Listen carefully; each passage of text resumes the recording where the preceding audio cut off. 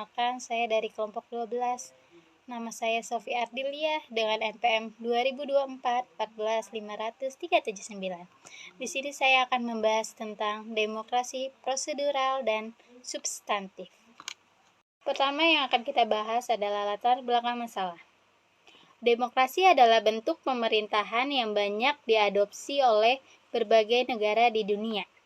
Meskipun demokrasi menjamin hak-hak dasar warga negara, penerapannya tidak selalu seragam. Di setiap negara ada dua pendekatan utama dalam memahami demokrasi, yaitu demokrasi prosedural dan demokrasi substantif. Demokrasi prosedural lebih menekankan pada pentingnya mekanisme yang adil untuk mengambil keputusan politik, seperti pemilu yang bebas dan transparan. Sementara itu, demokrasi substantif lebih fokus pada hasil dan kebijakan yang dihasilkan dengan tujuan untuk mencapai keadilan sosial dan kesejahteraan rakyat. Demokrasi prosedural yang kadang disebut juga demokrasi minimal lebih menekankan pada pentingnya prosedur atau mekanisme yang adil dalam pengambilan keputusan politik. Konsep ini meliputi pemilu yang bebas dan adil, kebebasan berbicara, dan pemerintahan yang berdasarkan hukum. Joseph Schumpeter dalam bukunya Kapitalisme, Sosialisme and Demokrasi 1942 menyatakan bahwa demokrasi harus dipahami sebagai sebuah sistem kompetitif di mana warga negara memilih pemimpin melalui pemilu yang adil dan terbuka. Demokrasi prosedural di Indonesia, sebagai negara demokrasi terbesar ketiga di dunia, Indonesia telah menerapkan prinsip-prinsip demokrasi prosedural melalui penyelenggaraan pemilu yang bebas dan adil, kebebasan berpendapat, dan hak-hak politik lainnya.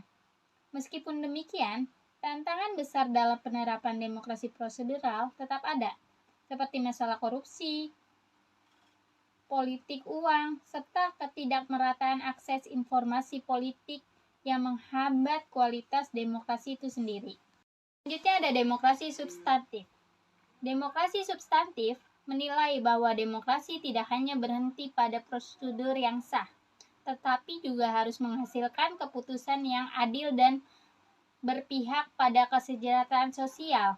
Demokrasi substantif lebih mengutamakan pencapaian nilai-nilai seperti keadilan, kesetaraan, dan penghormatan terhadap hak-hak warga negara. Robert Dahl dalam bukunya On Democracy 1998 menyatakan bahwa demokrasi substantif bertujuan untuk memastikan bahwa semua warga negara dapat berpartisipasi secara penuh dalam proses politik dan bahwa hasil kebijakan mencerminkan keinginan mayoritas dengan mempertimbangkan kepentingan minoritas. Meskipun prosedur demokrasi di Indonesia, tantangan dalam mewujudkan demokrasi substantif masih besar. Banyak kebijakan yang diambil belum sepenuhnya mencerminkan kesejahteraan sosial yang diinginkan oleh rakyat. Ketimpangan sosial dan ekonomi masih menjadi masalah utama yang belum teratasi dengan baik. Pemerintah perlu lebih fokus pada kebijakan yang dapat mengurangi ketimpangan dan mempromosikan keadilan sosial di masyarakat. Interaksi antara demokrasi prosedural dan substantif.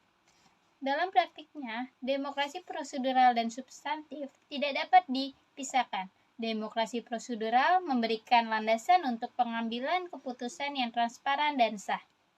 Sementara demokrasi substantif memastikan bahwa hasil dari keputusan tersebut adil dan memenuhi harapan masyarakat.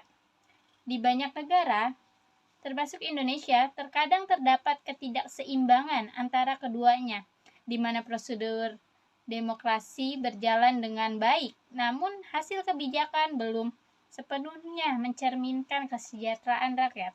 Di Indonesia, interaksi antara demokrasi prosedural dan substantif seringkali tidak seimbang. Meskipun proses pemilu dan mekanisme politik lainnya sudah memenuhi standar prosedural, hasil-hasil kebijakan masih seringkali tidak mencerminkan harapan rakyat. terutama dalam hal kesejahteraan sosial dan pemerataan ekonomi.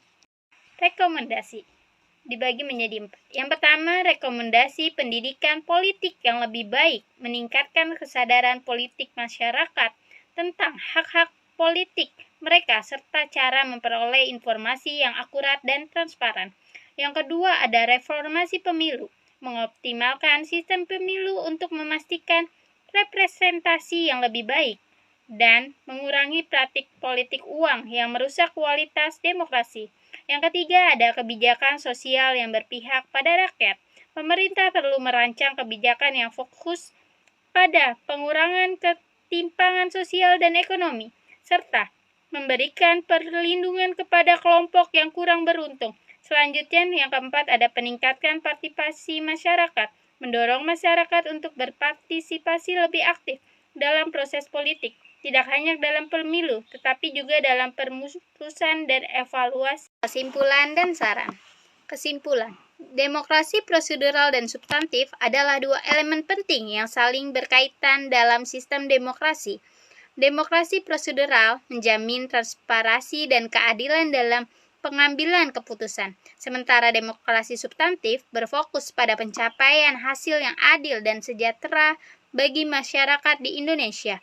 Meskipun mekanisme demokrasi prosedural telah berjalan dengan baik, tantangan besar tetap ada dalam mewujudkan hasil substantif yang lebih baik bagi seluruh rakyat.